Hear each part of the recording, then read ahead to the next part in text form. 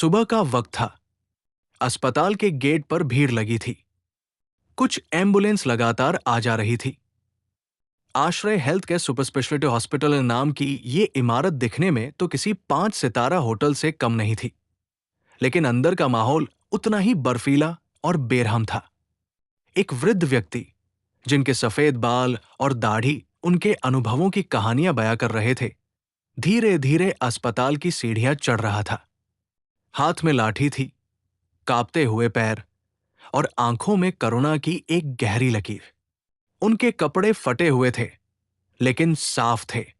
उन्होंने खुद को किसी तरह संभालते हुए रिसेप्शन डेस्क तक पहुंचाया।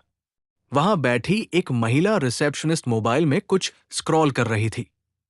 बेटा, पेट में बहुत दर्द है, एक डॉक्टर को दिखा दो। हरिनारायण की आवाज धीमी पर दिल को छूने वाली थी। रिसेप्शनिस्ट ने बिना देखे कहा, पहले ओपीडी कार्ड बनवाइए, ₹100 लगेंगे। वृद्ध ने कांपते हाथों से अपनी थैली टटोली। उसमें कुछ पुराने सिक्के और एक तस्वीर थी, शायद किसी देवी की। पैसे नहीं थे। बेटा, मैं बाद में दे दूंगा, दर्द बहुत है। वो अब तक झुककर रिसेप्शन डेस्क पर हाथ रख चुके थे। तभी पीछे से एक आवाज आई, ये क्या तमाशा है? कौन है ये भिखारी? डॉक्टर अभिषेक था, तेज तर्रार मगर अहंकारी। एकदम ब्रांडेड लैब कोट, चमचमाते जूते और आंखों में अहंकार। वो पास आया और गुस्से में बोला, तुम लोगों को समझ नहीं आता? ये जगह धर्मशाला नहीं है, हटाओ इसे। हरिनारायण ने कुछ कहना चाहा, लेकिन इससे पहले ही डॉक्टर ने उसे जोर से धक्का दिया। वो लाठी समेत फर्श पर गिर पड़े। चारों तरफ खड़े लोगों ने देखा, लेकिन कोई कुछ नहीं बोला। एक अस्पताल के बीचों बीच इंसानियत मर चुकी थी। फर्श पर गिरे हरिनारायण ने धीरे धीरे खुद को उठाया। आंखों में लाचारी नहीं, बल्कि एक गहरी शांति थी। उन्होंने अपनी लाठी उठाई और दीवार पकड़कर खड़े हो गए। पास खड़ी एक नर्स पूछा, जो सब देख रही थी। उसने धीमे से कहा, बाबा, मुझे बहुत अफसोस है, आप चलिए मेरे साथ। लेकिन तभी ड्यूटी सुपरवाइजर आ गया और उसे आंखों से इशारा कर चुप करवा दिया। पूजा सहमी हुई खड़ी रही। हरिनारायण ने मुस्कुराकर कहा, कोई बात नहीं बेटी, जिनके पास इंसानियत होती है उन्हें इशारों में नहीं दबाया जा सकता। वो धीरे धीरे बाहर की ओर बढ़े। अस्पताल के बाहर एक टूटी बेंच पर बैठकर हरिनारायण ने अपना पुराना फीचर फोन निकाला।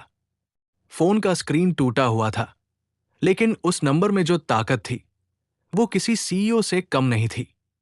उन्होंने नंबर मिलाया। हेलो, अमित?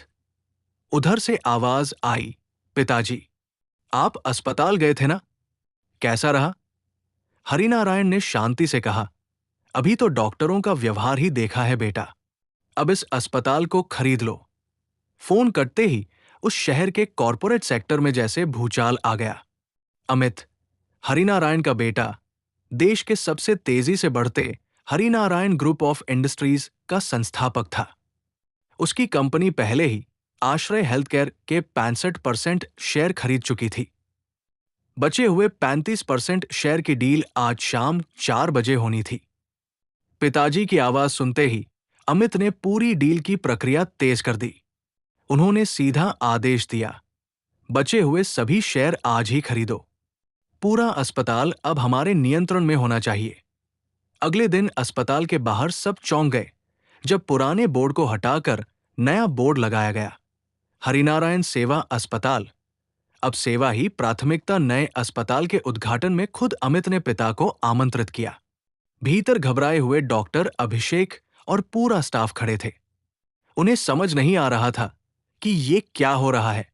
हरिनारायण सफेद धोती कुर्ता में, उसी लाठी के साथ सीढ़ियों पर चढ़ते हुए आए।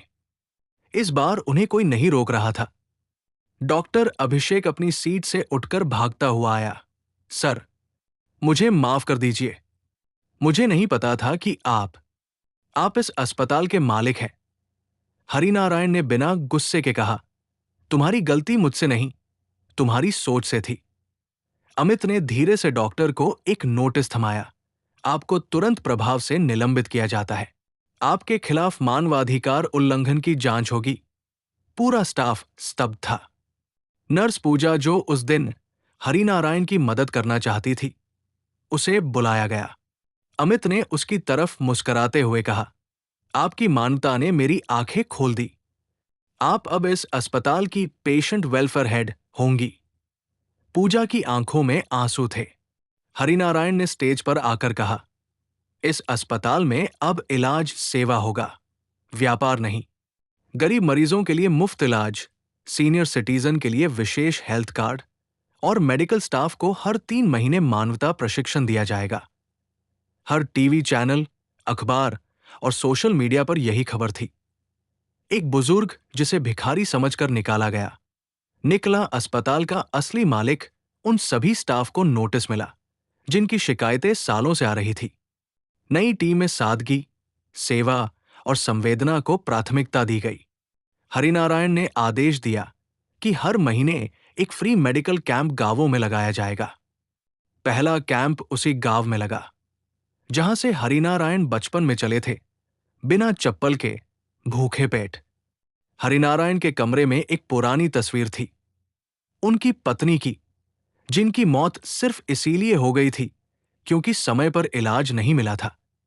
मैंने उसी दिन ठान लिया था कि एक दिन अस्पताल खुद का बनाऊंगा और कोई भी मां इलाज के अभाव में न मरे।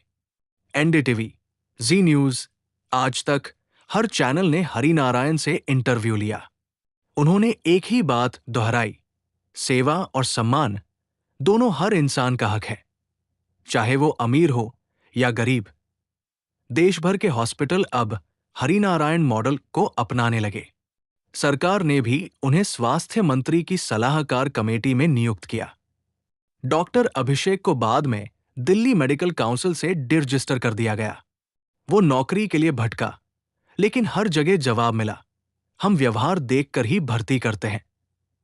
एक दिन हरिनारायण को दिल का दौरा पड़ा, लेकिन इलाज उसी अस्पताल में हुआ। उसी नर्स पूजा ने रात भर बैठकर सेवा की। बेटी, अब आंखें बंद कर रहा हूं, पर तसल्ली है कि अब किसी को धक्का नहीं मिलेगा। हरिनारायण के जाने के बाद अस्पताल का नाम रखा गया हरिनारायण मानवता संस्थान। देश के कई मेडिकल कॉलेजों ने उनके नाम पर रिसर्च सेंटर खोले। अमित हर इंटरव्यू में कहते हैं, मेरे पिता ने मुझे सिर्फ धन नहीं, दृष्टि दी। वो सिखा गए, इंसान को सम्मान से देखो, क्योंकि असली ताकत सूट में नहीं, सोच में होती है। इसी ही स्टोरी सुनने के लिए चैनल सब्सक्राइब करें और जुड़े रहे हमसे।